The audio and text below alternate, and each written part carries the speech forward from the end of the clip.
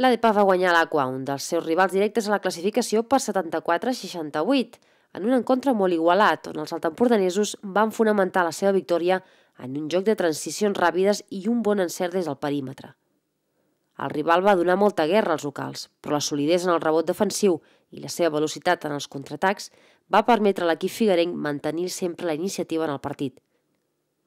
Els darrers minuts van ser molt igualats, però una millor selecció de tir va fer que els locals, els figuerencs, s'enduguessin la victòria. Els altempordanesos ocupen la 10a posició de la taula classificatòria amb 7 derrotes i 7 victòries.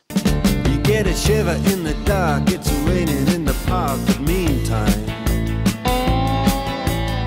sound of the river, you stop and you hold everything. A band is blowing Dixie, double fall time. You feel alright when you hear the